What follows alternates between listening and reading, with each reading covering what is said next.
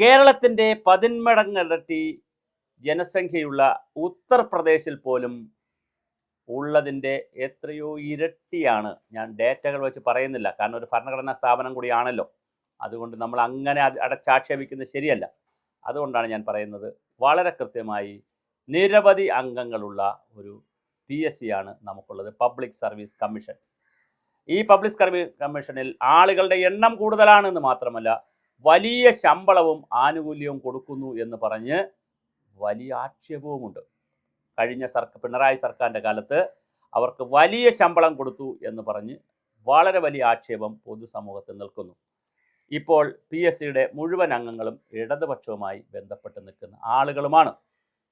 പക്ഷേ PSCയിൽ നിന്ന് വരുന്നത് അറിഞ്ഞത് ചെറുതാണെങ്കിൽ എന്താ പറയുക, കിട്ടിയത് ചേരയാണെങ്കിൽ അളയിൽ കിടക്കുന്നത് അകത്ത് കിടക്കുന്നത് എന്തോ മാരകമായ വിഷാംശമുള്ള പാമ്പുകളാണെന്ന് പറയുന്ന രീതിയിലുള്ള വളരെ മോശമായ വാർത്തകളാണ് വരുന്നത്.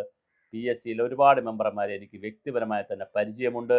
എന്താണ്, നിങ്ങൾ കമ്മ്യൂണിസ്റ്റുകാരുമാണ്, കമ്മ്യൂണിസ്റ്റുകാരായ നിങ്ങൾ ഇങ്ങനെ ചെയ്യുകയാണെങ്കിൽ, CPMൻ്റെയും CPIയുടെയും ആളുകളാണ് കൂടുതൽ, നിങ്ങൾ ഇങ്ങനെ ചെയ്യുകയാണെങ്കിൽ എന്ത് സങ്കടകരമായ കാര്യമാണ്. ശിവൻകുട്ടിയുടെ ഭാര്യ ശിവൻകുട്ടിയുടെ ഭാര്യ എന്നുള്ള നിലയിലല്ല അവരെ അറിയേണ്ടത്. P. ഗോവിന്ദപിള്ള എന്ന് പറയുന്ന ദാർശനികനായ, കേരളത്തിലെ മാർക്സിയൻ ദാർശനികനായ P. ഗോവിന്ദപിള്ളയുടെ മകൾ PSC മെമ്പറായിട്ട് ഇപ്പോഴുണ്ടോ എന്ന് എനിക്കറിയില്ല. പാർവതി PSC മെമ്പറായിരുന്നു, ഇപ്പോഴും ഉണ്ടെന്നാണ് ഞാൻ കരുതുന്നത്. അങ്ങനെയുള്ള മഹത് വ്യക്തികളുള്ള പബ്ലിക് സർവീസ് കമ്മീഷനിൽ നിന്ന് ഇത് വന്നത് സങ്കടകരമാണ്, പ്രതിഷേധാർഹമാണ്. വളരെ വലിയ തെറ്റാണ് നിങ്ങൾ ചെയ്തിരിക്കുന്നത്. നിങ്ങൾ വളരെ ഉന്നതമായ പോസ്റ്റുകളിൽ അഡീഷണൽ സെക്രട്ടറി റാങ്കിൽ തുടക്കത്തിലെ ശമ്പളം കിട്ടുന്ന എൻട്രി പോസ്റ്റിൽ തന്നെ കിട്ടണമെങ്കിൽ കുറച്ച് ക്വാളിഫിക്കേഷനും എക്സ്പീരിയൻസും വേണം, അത് വേറെ കാര്യം.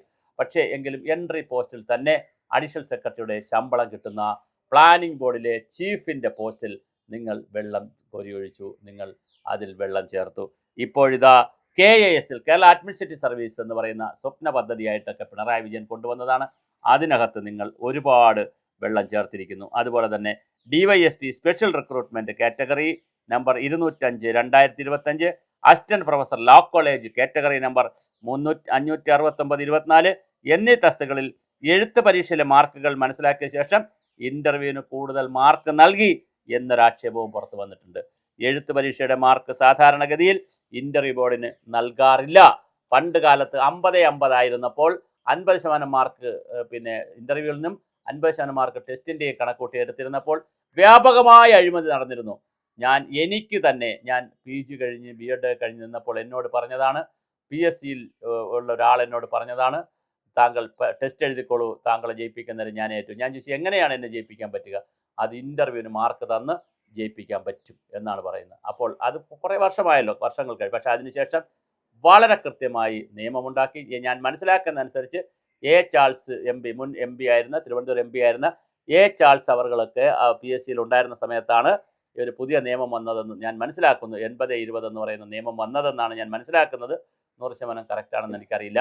എന്തായാലും PSCയിൽ പിന്നെ കുറച്ചുകൂടി മാന്യമായി PSC പോയി. ടെസ്റ്റിന് എഴുതുന്ന നല്ല ടെസ്റ്റിൽ നല്ല കയറി വരുന്നവർക്ക് ഇൻ്റർവ്യൂവിന് ഒരുപാട് മാർക്ക് കൊടുക്കാൻ കഴിയാത്ത സാഹചര്യം വന്നു. എന്നാൽ ടെസ്റ്റിലെ മാർക്ക് മനസ്സിലാക്കിയിട്ട് ഇൻ്റർവ്യൂവിന് മാർക്ക് കൊടുത്ത് വലിയ പരാതിയാണ് ഇപ്പോൾ കേൾക്കുന്നത്.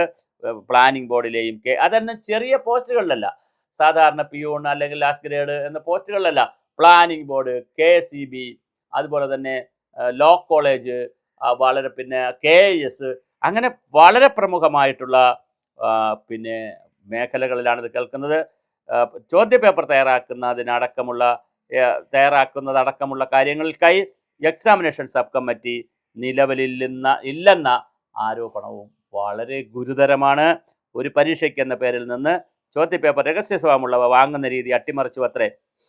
ഇപ്പോൾ ഒരാളിൽ നിന്ന് മാത്രം വാങ്ങുകയാണെന്ന് ആരോപണം. അപ്പോൾ അയാൾ വിചാരിച്ചാൽ കൃത്യമായി PSCക്ക് ക്വസ്റ്റ്യൻ പേപ്പർ എഴുതി കൊടുത്തിട്ട് അദ്ദേഹം ആ ക്വസ്റ്റ്യൻ പേപ്പർ അദ്ദേഹത്തിന് വേണമെങ്കിൽ വിൽക്കാം, ആളുകൾക്ക് കാശിന് കൊടുത്ത് വാങ്ങാം. എനിക്കറിയാം, നേരിട്ടറിയാമെന്നുള്ളൊരു വ്യക്തി PSCയിൽ ജോലി വാങ്ങിയത്, ആൻസർ ഷീറ്റ് നോക്കുന്ന ആൾ, ക്വസ്റ്റ്യൻ പേപ്പർ ഇട്ട ആൾ തന്നെയാണ് ആൻസർ ഷീറ്റ് നോക്കിയത്.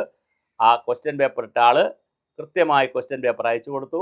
ആൻസർ ഷീറ്റ് കിട്ടിയപ്പോൾ കൃത്യമായിട്ട് ആ ടെസ്റ്റ് എഴുതിയ ആളിനെ വിളിച്ചു. അതിൽ കാശ് കൊടുത്ത ഒരാളിന് ജോലി കൊടുത്തത് വളരെ കൃത്യമായിട്ട് എനിക്കറിയാം. ഞാൻ ഗുരുതരമായ ആരോപണമായിട്ട് വയ്ക്കുന്നില്ല. 30 വർഷങ്ങൾക്ക് മുമ്പ് നടന്ന സംഭവമാണ്. എനിക്കതറിയാം. ആ മാർക്ക് ഇട്ട് കൊടുത്ത ആൾ ഇപ്പം മരിച്ചുപോയി. അദ്ദേഹമാണ് എന്നോട് പറഞ്ഞത്. അദ്ദേഹം അത് ചെയ്തു. അദ്ദേഹത്തിന് അതിന് പണവും കിട്ടി എന്ന് അദ്ദേഹം തന്നെയാണ് എന്നോട് പറഞ്ഞത്. അദ്ദേഹം മരിച്ചുപോയി. ഞാനിതൊന്നൊരു ആരോപണമായി വയ്ക്കുന്നതല്ല. PSCയിൽ ഒറ്റപ്പെട്ട സംഭവങ്ങളെന്ന് കുറച്ചൊക്കെ നടന്നിട്ടുണ്ടെങ്കിൽ ഇന്ന് വ്യാപകമായ അഴിമതിയാണ് നടക്കുന്നതെന്നുള്ള വലിയ വാർത്തയാണ് പുറത്തു വന്നിരിക്കുന്നത്.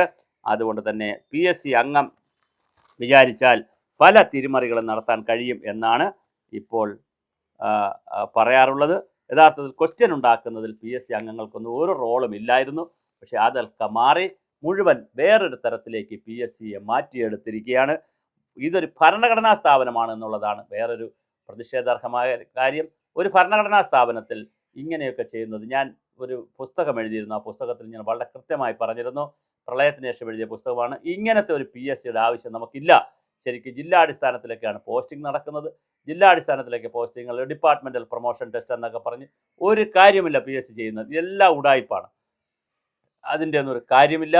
അത് അല്ലാത്ത തരത്തിൽ ചെയ്യുന്നതിനുള്ള സംവിധാനമായിരിക്കുക. ഡിപ്പാർട്ട്മെൻറ്റ് ടെസ്റ്റൊക്കെ ഡിപ്പാർട്ട്മെൻറ്റ് തലത്തിൽ തന്നെ നടക്കട്ടെ. അതിൻ്റെ ക്വസ്റ്റ്യൻ വെളിയിൽ ഏതെങ്കിലും ഏജൻസികളെയൊക്കെ ഏൽപ്പിച്ച് ചെയ്താൽ മതി. PSC ഒന്നും അത് ഒരു കൃത്യമായി ചെയ്യുന്നില്ല എന്ന് മാത്രമല്ല, വളരെ വലിയ പ്രശ്നമാണ് നടക്കുന്നത്. അതുപോലെ തന്നെ ചെയർമാൻ്റെ, അതായത് ഇൻ്റർവ്യൂവിന് വിദഗ്ധരെ നിയമിക്കുന്നത് ചെയർമാൻ്റെ നിയന്ത്രണത്തിൽ നേരിട്ട് പ്രവർത്തിക്കുന്ന ചെയർമാൻസ് സെക്രട്ടേറിയറ്റാണ്. അണ്ടർ സെക്രട്ടറിയാണ് രേഖാമൂലം ഇത് നിർവഹിക്കുന്നതെങ്കിലും ആരൊക്കെ എവിടെ വരണമെന്ന് തീരുമാനിക്കുന്നത് ചെയർമാനാണ്. അപ്പോൾ പാർട്ടി സഹയാത്രികരെ ഇൻ്റർവ്യൂ ബോർഡിൽ കുത്തിനിറയ്ക്കുന്നുവെന്നാണ് പരാതി. അപ്പോൾ വിവരാവകാശ നിയമം അനുസരിച്ച് നൽകിയതനുസരിച്ച് റാങ്ക് ലിസ്റ്റിൽ ഉൾപ്പെടുന്നവരുടെ മാർക്ക് വെളിപ്പെടുത്താൻ തയ്യാറാകാത്ത തസ്തികകൾ ഏറെയുണ്ട്. പോലീസ് കോൺസ്റ്റബിൾ റാങ്ക് ലിസ്റ്റ് പൊതുപരീക്ഷയിൽ മാർക്ക് അറിയാനായി അപേക്ഷ നൽകിയെങ്കിലും ഉദ്യോഗാർത്ഥികൾക്ക് അത് നൽകിയില്ല. റാങ്ക് ലിസ്റ്റ് കാലാവധി അവസാനിച്ചിട്ട് വർഷങ്ങൾ കഴിയുകയും ചെയ്തു. വളരെ വലിയ ഗുരുതരമായ ആരോപണമാണ് PSCയെക്കുറിച്ചുള്ളത്. സമഗ്രമായ അന്വേഷണം നടത്തണം. ഞാൻ വീണ്ടും സഖാക്കളോട് പറയട്ടെ, നിങ്ങളിത് ചെയ്തിട്ടുണ്ടെങ്കിൽ, അത് ശരിയാണെങ്കിൽ കാലം നിങ്ങളോട് പൊറുക്കില്ല. കാരണം നിങ്ങളുടെ പേരിൽ ഒരു കമ്മ്യൂണിസ്റ്റ് പാർട്ടി എന്നോ മാർക്സിസ്റ്റ് പാർട്ടി എന്നോ പേരുണ്ട്. അല്ലെങ്കിൽ അവരുടെ കെയർ ഓഫിലാണ്, ആ പാർട്ടിയുടെ കെയർ ഓഫിലാണ് നിങ്ങൾക്കവിടെ സ്ഥാനം കിട്ടിയിട്ടുള്ളതെങ്കിൽ, പാർട്ടിയുടെ നോമിനിയായിട്ട് വന്നിട്ടുള്ളതെങ്കിൽ നിങ്ങൾ ചെയ്തത് കാലവും പൊറുക്കില്ല, ചരിത്രവും മറക്കില്ല.